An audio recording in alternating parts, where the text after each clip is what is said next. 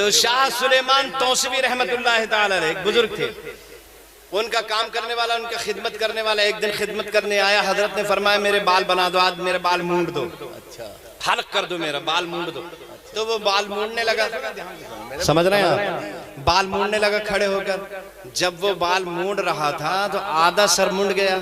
अचानक उसकी आंख से आंसू टपक टपक कर हजरत की सर पर गिरने लगे, और जैसे सर पर आंसू गिरे हजरत ने ऐसे पलट के देखा, है नहीं, उनको वो मशहूर है पीर पठान के नाम से।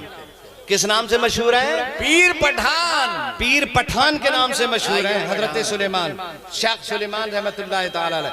तो पीर पठान रहमतुल्लाह ताला अलैह जो तौसा के रहने वाले, वो जो है वो ऐसे करके देखने लगे, बाल बना रहा था, है नहीं, हज्जाम के बाल काट रहा था। कहा क्यों रो रहा है भाई, तू क्यों रो रहा है, तेरे रोने का सबब क्या है? तो वो कहने लगा हजरत रोने का सबब क्या पूछते हो, 15 साल गुजर गए रोते रोते, है नहीं, मेरा बेटा 15 साल पहले गुम हो गया था, मेरी कमर दोहरी हो गई रोते रोते, माँ की आंखें सफेद हो गई रोते रोते, घर में मातम छाया रहता है, 15 साल हो गए हैं, इस बात पर रो रहा हूँ या तो मेरा पीर कामिल नहीं है या फिर मेरी मेहनत कबूल नहीं है। जब तुमने बुलाया मैं चला आया, रात को बुलाया मैं रात को खिदमत करने आया, दिन को बुलाया मैं दिन को खिदमत करने आया। हजरत आप जब बुलाते हैं मैं चला आता हूँ। आज ये सोच करके रो रहा हूँ या तो मेरा पीर कामिल नहीं है या फिर मेरी मेहनत मकबूल नहीं है, ये सुन के रो रहा हूँ। हजरत ने कहा रुक जा, जितने बाल हैं उतने ही बने रहने दे, अब बाल बाद में बनेंगे, जा अपने घर जा, तेरा बेटा तेरे घर आ गया है। वाह वाह, सुभान अल्लाह सुभान अल्लाह सुभान अल्लाह सुभान अल्लाह। अब ये दौड़ा दौड़ा अपने घर गए, कहाँ की चप्पल कहाँ का जूता छोड़ छाड़ के भागा घर। जैसे घर जाके देखा, दरवाजा खोला तो लड़का अपनी माँ के गले से लिपट कर रो रहा था, माँ रो रही थी। ये पास पहुंचा, जैसे इसने देखा अपने बाजू में भर लिया, सीने से लगा लिया, जी भर के रोया और कहने लगा मेरे बच्चे तू 15 साल से कहाँ था?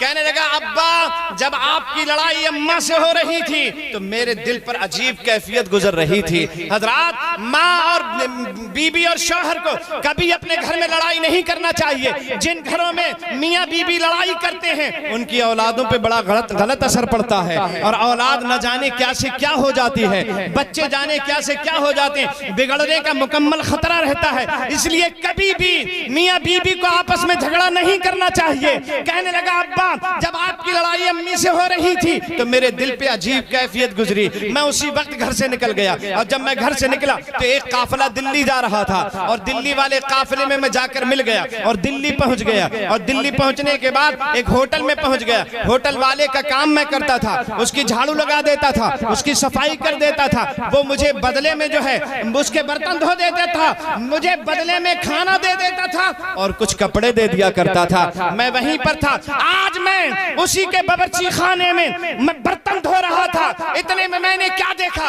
एक कोई हाथ था जो मेरे कांधे पे आकर रख गया। मैंने जब पलट के देखा तो रोशनियों से मिलता जुलता एक मुजस्समा नजर आ रहा था, नूर से मिलता जुलता एक चेहरा नजर आ रहा था। मैंने जब उसकी तरफ देखा तो उसने कहा तू यहीं पड़ा रहेगा, तेरे माँ बाप घर में आंसू बहा रहे हैं, चल मैं तुझे लेने आया हूँ। वो कहने लगा देख मेरा घर तो बहुत दूर है, का कोई बात नहीं है, आंख बंद कर ले। मैंने आंख बंद कर ली, फरमाया आंख खोल ले। जैसे आंख खोली तो सामने माँ नजर आ रही थी।